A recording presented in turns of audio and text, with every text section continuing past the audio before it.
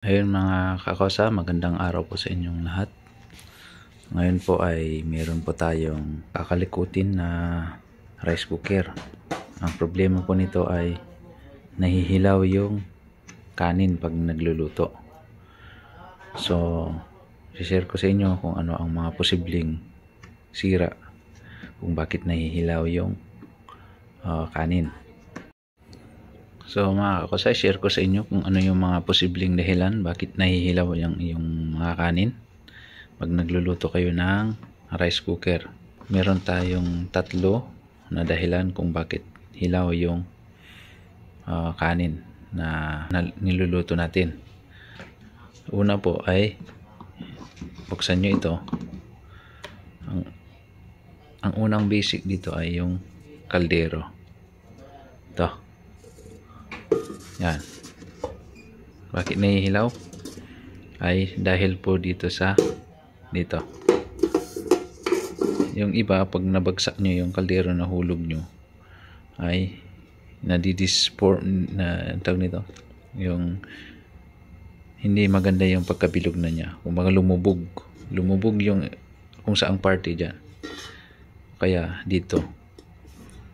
Basta kung nahulog nyo, o kaya nasadya yung nauntog at biglang lumubog, yun po yung isa na dahilan. Bakit? Dahil dito. Ito po ay yung heating element. Ito po yung umiinit. Heating element po to. So, siyempre pag nilagay nyo ito ay may singaw na siya dahil lumubog na yung may part na lumubog. So isa yun na dahilan, yung kaldero. Kung bakit bakit nahihilaw is dahil sumisingaw yung init. Kumbaga may lumubog. Pangalawa ay ito mismo, itong heating element. So pag ito ang nasira ay medyo mahirap i-repair na to. Kumbaga mahirap hanapin yung piyesa nito. Itong bilog na to. Sa labas hindi ito. Ito, mahirap hanapin yan. So ito yung isang dahilan kung bakit nahihilaw. At isa pa, nadi-disform din ito. Yung lumulubog din minsan to. Kumbaga hindi na maganda rin yung pagkabilog niya. So kung ito ang sira ay medyo mahirap i-repair o kaya medyo mahirap humanap ng piyesa nito. So maaring bili na lang kayo ng bago o kaya wala na, hindi mo na magawa. So pwede mong i-check. At saka yung pangatlo na sinasabi ko ay ito. So minsan mura lang to. Ito may piyesa, maraming piyesa nito na bibili sa online o kaya sa mga bilihan ng mga spare parts ng mga rice cooker. So ito minsan aayos na nakukuha sa linis, nakukuha sa liha. Tatanggalin to. So mamaya ipapakita ko sa inyo kung paano tanggalin. So ito yung tatlo na dahilan kung bakit nahihilaw ang inyong mga kanin kung nagluluto kayo. So ang gagawin ko ngayon ay chinik ko naman to ay okay. At ito dito ako magpo-focus dahil ito may ilaw naman, gumagana, umiinit. Yun nga lang, hilaw lang talaga. So i-check natin kung makuha natin sa linis to. At kung hindi makuha sa linis, bibili tayo ng panibago. So mura lang to. Maraming piyesa itong. So ayun, pagbukas nito, bubuksan natin dito. Sasarado lang natin at bubuksan natin dito. So ayun, ang pagtanggal lang nito ay yung iba ay may screw dito sa ilalim. I-screwan nyo lang sa ilalim. Ay may screw sa ilalim, tatanggalin lang. So dito hindi pare-parehas, depende sa brand. So dito ay sinusungkit lang to. G-Pass to ang brand nito ay G-Pass. So sungkitin lang natin to.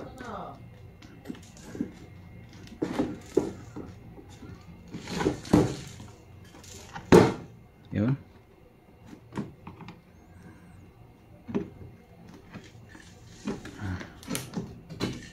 Yun.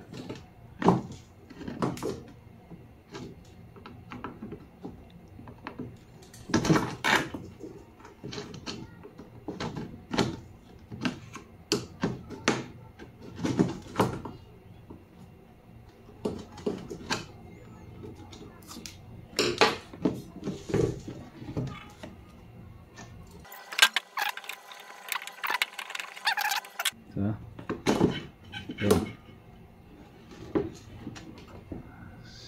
Uy.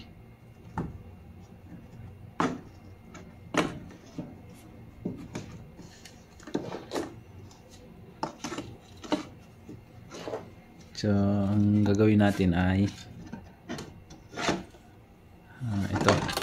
ito ang tatanggalin natin. Yung sinasabi ko doon sa yung gitna. Ay. Ito. Yung sa gitna. Ito tatanggalin natin to. So, ganito ang pagtanggal.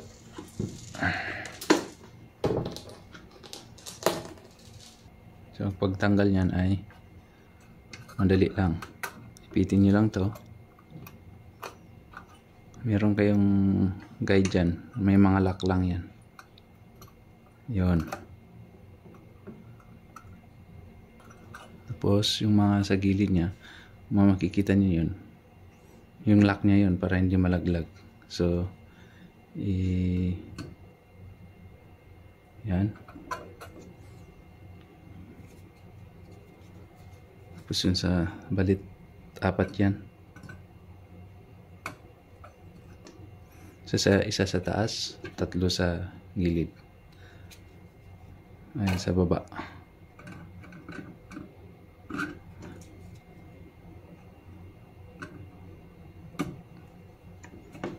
Yun. Yun. So,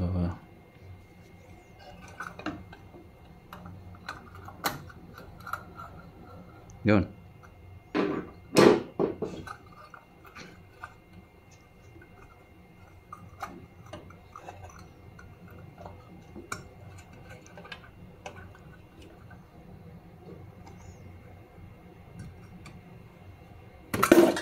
So, tanggal na.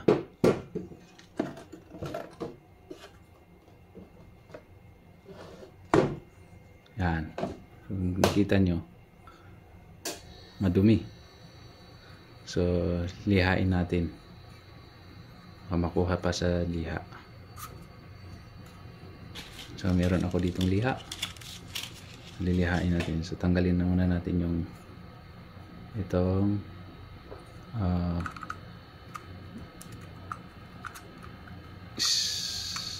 spring. So, pagbalik nyo, huwag nyong baliktarin. Yung mas malaki dito sa taas, yung mas makipot doon sa baba. Tanggalin lang natin para lihain natin.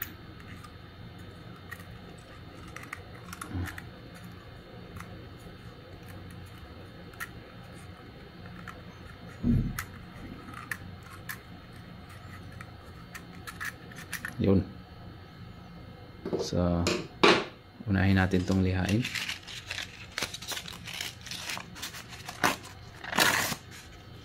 Ayan.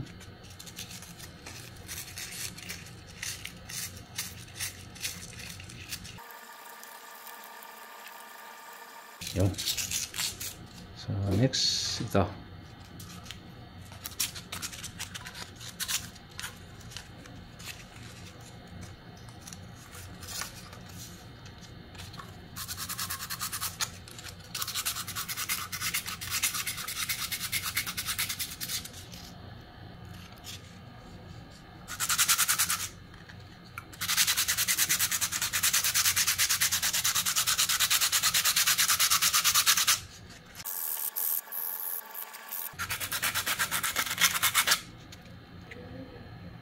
Right, mga kasa, kita nyo naman, oh, malinis na.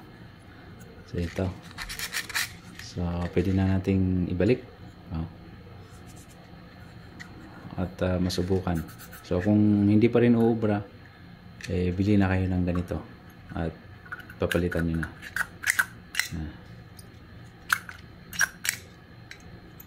May magnet kasi siya. Yan. So ibalik lang natin. So ilagay lang natin yung spring.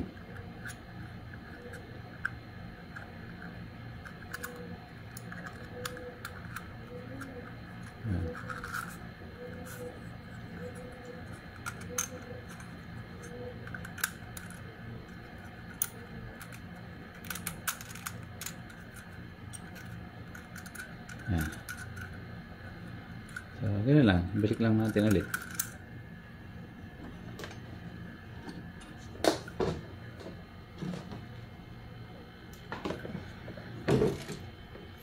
Linisan muna pala natin dun sa loob.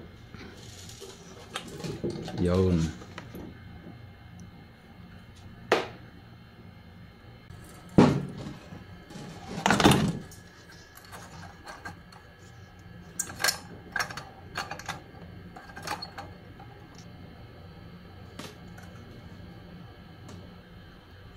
So ayan mga kasana, ibalik na natin. So ibalik lang natin yung lock para hindi siya malaglag.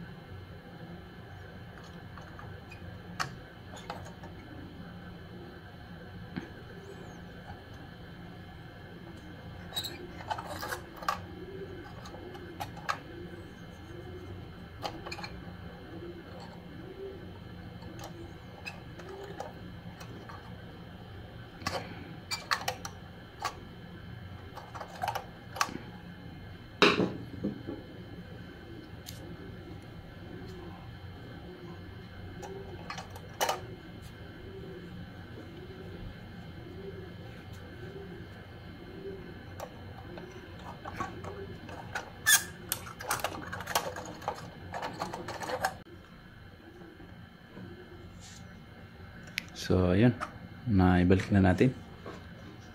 So yan, susubukan natin magluto. So ibalik lang natin, tapos susubukan natin na magluto. Alright mga kasat, naibalik na natin. So tip ko sa inyo ay bago nyo ilagay yung kaldero nyo at kung basa ang puwet, ipunasan nyo muna bago nyo ilagay para hindi masira ito. Alright, so hanggang dito lang at salamat. Titesting natin mamaya. Salamat sa inyong panonood. So titingnan natin mamaya kung hindi na mahihilaw.